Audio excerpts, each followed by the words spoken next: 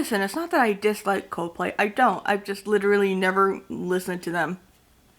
Ever. Well, no, okay. I think I've probably heard that one song that everybody's heard that's really popular in passing, but that was pre-hearing aids. If you asked me what it sounds like, I wouldn't know what to tell you. But now I'm probably gonna have to listen to Coldplay now. I've never seen a band want to be so accessible and announce it. Now, granted, keep in mind, I've said this before, I get very, very wary of hearing people who like to be performative in a sense about their accessibility and being like, hey, I'm adding captions, I'm doing this, look at me, da da da. But this is something very important to announce, and I'm willing to take one for the team and put some faith in them. And earlier in the month, Coldplay tweeted some stuff, and Deaf Friendly, who is a business that pretty much, you know, it's kind of like Yelp for the deaf community. You can leave reviews on what's a deaf-friendly business and what isn't. And they made a whole post announcing what they were announcing, which I thought was really cool.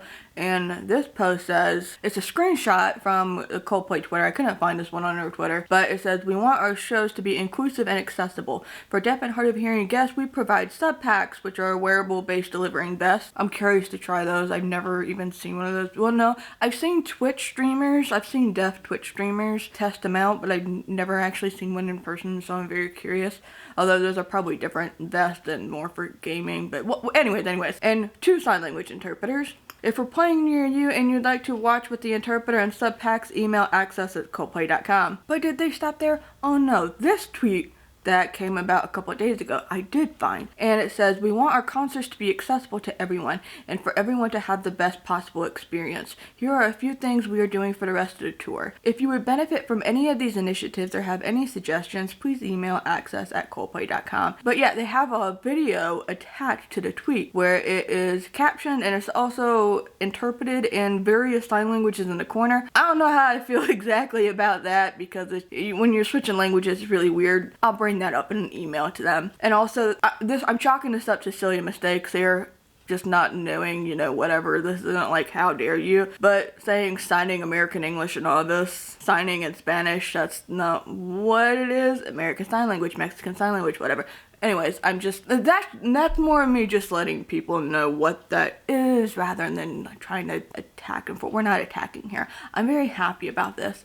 And now I just want to go to a Coldplay concert now. Pull up Spotify today while I'm driving somewhere, if I'm going anywhere, while I'm working on some stuff that doesn't require actually listening to anything, like editing videos, although this will be edited. And now I need to find out when their next show is, wherever the hell I'm gonna be. But for real, I don't think I've ever really seen a band be accessible. I mean, I have friends, I have an interpreter friend who has interpreted at shows before.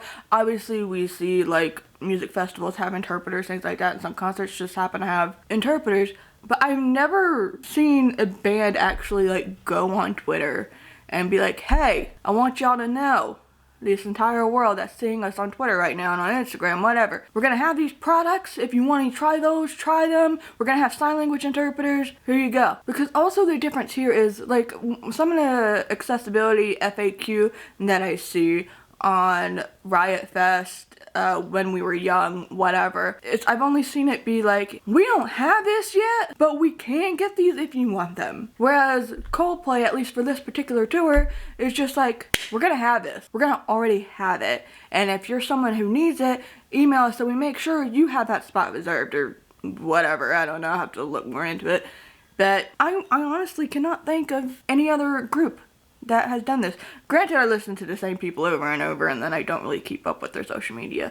So if anyone knows of any other band, group, solo artist, whoever, who has actually announced similar and who has done similar, who has put this much work into accessibility and letting people know about it, let me know in the comments because I'm very curious. If you go on their website, which you can see right here, there's an inclusivity tab, which is pretty cool. And, you know, it's the same thing. Oh, they also have, this is even better. They're not only trying to make their tour more deaf friendly, they've also got a couple of other disabilities that they're thinking of. Holy crap. We've also teamed up with Culture City to provide sensory bags and a mobile sensory refuge station for those with sensory sensitivities. For guests who are blind or have low vision, we now have touch tours before the show. If you would benefit from any of these initiatives, email us. Coldplay, you're my new favorite band and I've hardly listened to you. You're gonna make me cry now. Okay, so for the rest of August, the tour is going to be in the UK, and then they've got some shows in Brazil, Peru, Colombia. There have been 2 April shows that were postponed in LA until next year,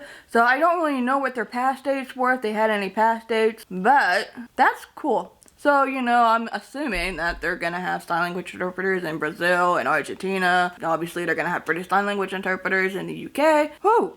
Give me another freaking band, musician group, whatever. Give me another person that has actually announced stuff like this. Maybe there have been. I'm not saying there haven't been. This is me genuinely asking. I want to know who. If other people have been this invested to make sure that their shows are actually accessible. I want to know. What I also want to know in the comments is if any deaf viewers have been to their shows, if anybody with sensory issues and sensory sensitivity issues have been to the shows, if any blind or low vision friends have been to a Coldplay show. I want to know all about this, and I want to write something for Patreon because damn, I'm so far I'm impressed. Kind of want to go to an LA show now next year and see for myself, for research, for scientific purposes. I want to see for myself how this is gonna go. That makes me happy. So let me know what your thoughts are down below. And again, if you've had any actual experiences with going to a Coldplay show this year on this tour and, you know, taking advantage of these accessibility features, let me know. I'm so curious. Also, let me know if you know of anybody who's actually like put this much effort into making their shows accessible, because it's mind-blowing to me. Okay. If you made it to the end of this video, thank you so much. Be sure to subscribe and hit that notification bell so you don't miss out on any future uploads. If you would like to support the work that I do, first and foremost, there is a super thanks button somewhere around here. It's like a little YouTube tip jar. That would be very helpful. I also have a Patreon where if you would like extra content, exclusive content at that, you can go on Patreon. I will have that link down below. Thank you again for making it to the end of this video, and I will see you later. Bye!